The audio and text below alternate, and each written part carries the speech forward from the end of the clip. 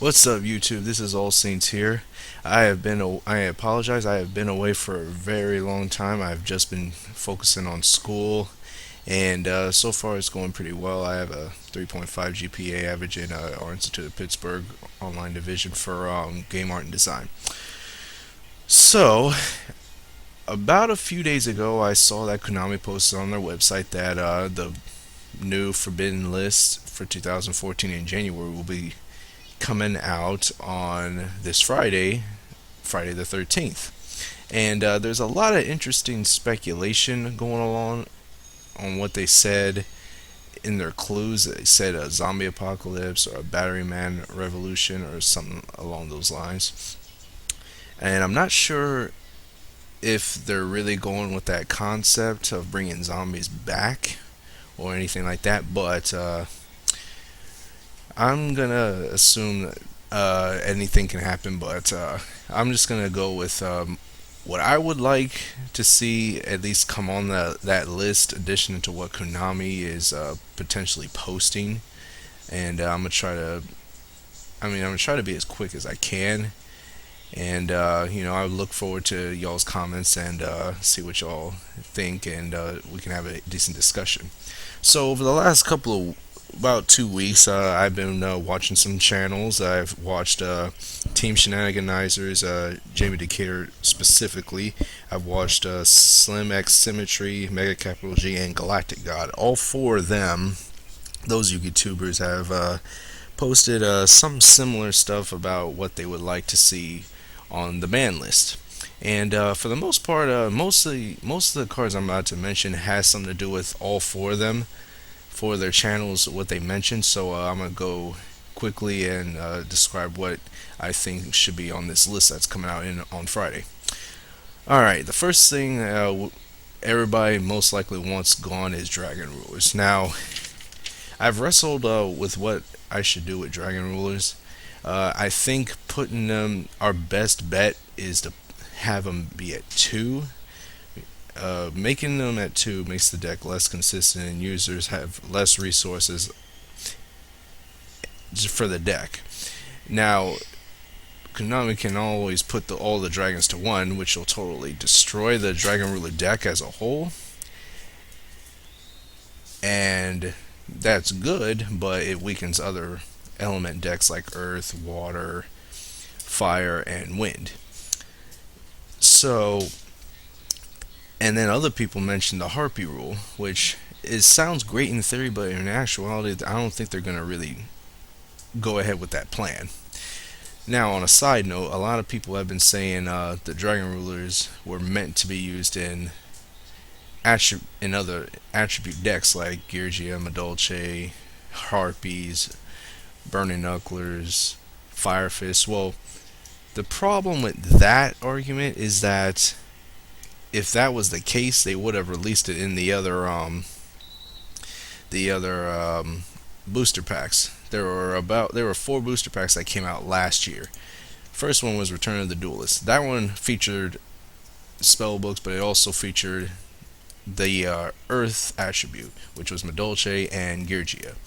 If that was the case, they should have put Redox and Recton in there. The next one was Abyss Rising. That was water. They had Mermails in there. They had Muglacia, the Elemental Lord. They also had the Granzoil in the return of the Duelist pack, but in Abyss Rising they had water. They could have put Tidal and Stream in there. For Cosmo Blazer, they had Brotherhood of the Fire Fist, which is fire. They had, I believe, Hazy Flame, and they had Pyrorex.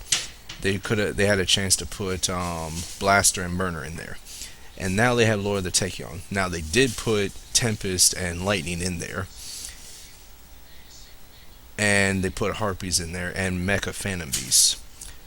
So they did go ahead and put Tempest in there, but and Lightning in there. But the thing was, they just decided to put all the dragons in that one set. And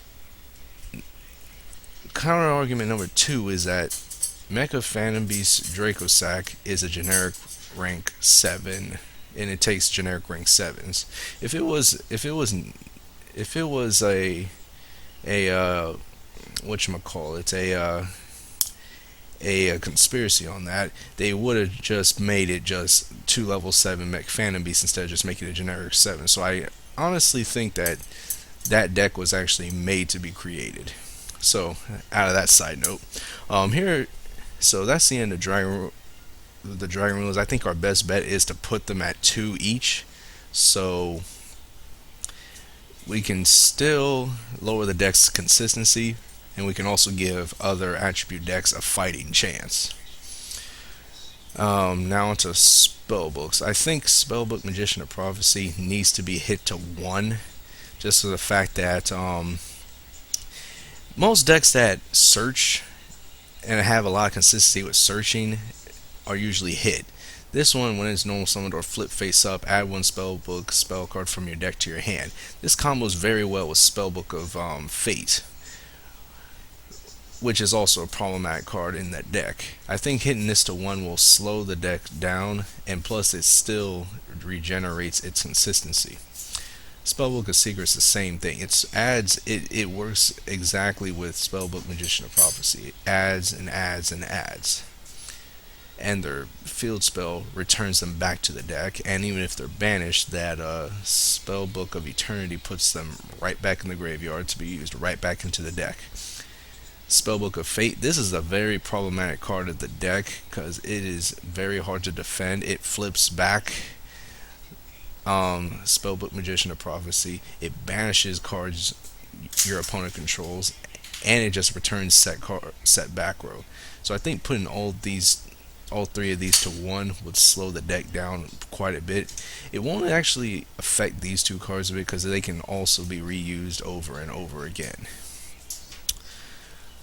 Now, Cyberstein, I thought putting them back to 1, honestly, way back in the format, there wasn't a lot of cards that can stop them.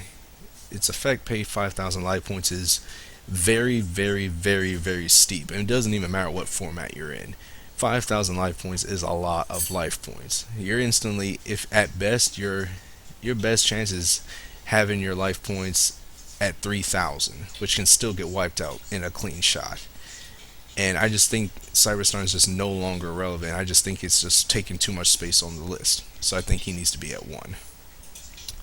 Crush Card Virus, I put him there at 1 just because of the fact that we need more answers to decks that special summon beat sticks pretty quickly. Like, Sangan's actually gone, so this card's relevance can actually go up. And the only deck I can see it be ran in is probably like maybe Archfiends, maybe in a Destiny Hero deck, but those are just maybes. But I think having Crush Card Virus can actually help players not special summon a lot of high attack monsters and swarm the field so quickly. I put Tour Guide from the Underworld at 3 because of the fact that its relevance has just gone down, its usefulness has gone down. Sangan's no longer in the game, so that was actually one of the reasons why it was at 2. Putting it in at 3, it won't become a problem in the format. The only deck I can see it being useful in is a Chaos deck or an Archfiend deck, which utilizes Tour Guide very well.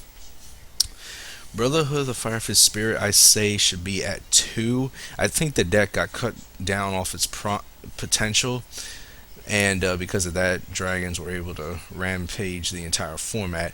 I think with Spirit at 2 can give the deck a little bit more of a fighting chance, and I don't think it's really going to be dominating. I think it'll just be just a very good tier deck. Same thing with Black Wings. Black Wings right now are pretty good. They have their Whirlwind at 3, but I think having an extra gear will allow them to top a bit more. Especially with some of the new stuff coming out soon. Like there's new Gravekeepers, there's new Bujins, there's new Gladiator Beasts coming out. I think Black Wings should at least have another card back so they can at least stay with the meta.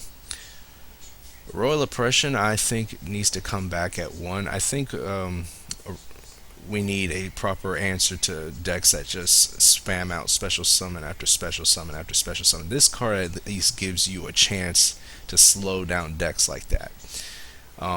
800 life points adds up after a while, which again, we have a lot of cards that deals with it. MST, Dust Tornado, Breaker, a lot of stuff that can destroy this card easily. So I think Royal Oppression needs to come to one, just the fact that we need to slow down a lot of special summon decks.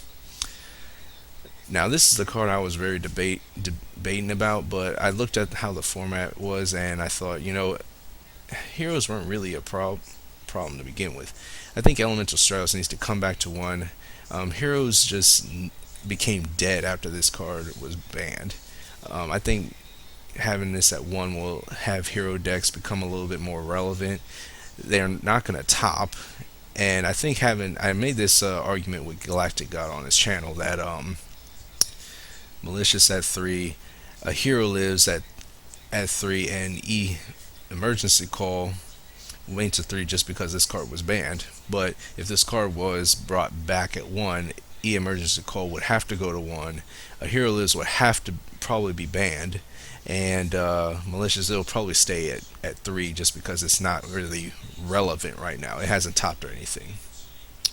And my last card right now is Gladiator Beast Bestiary. Now, the reason why I put it at 2 is just to make the deck more playable, and plus it's getting support in Primal Origins, which is coming out uh, late in later in 2014, probably around April or something like that. I gotta check. Um, I think Bestiary has been at 2 for not at 2 at 1 for way too long. Like Gladiator Beasts have not exactly made an impact in this format. They've had gotten extra indirect support, but that still has not helped them reach any type of tier. I think having Bestiary at 2 would at least help the deck out. And plus, if even if Elemental Strauss didn't come back, putting Bestiary at 2 would still help the deck out in a Hero Lives Gladiator Beast builds. That is it for now. Let me know in the comment section below what you think should be on the list, what should be taken off, what should be added on, and hopefully I'll have more videos up later on in the week. Thanks guys, All Saints out.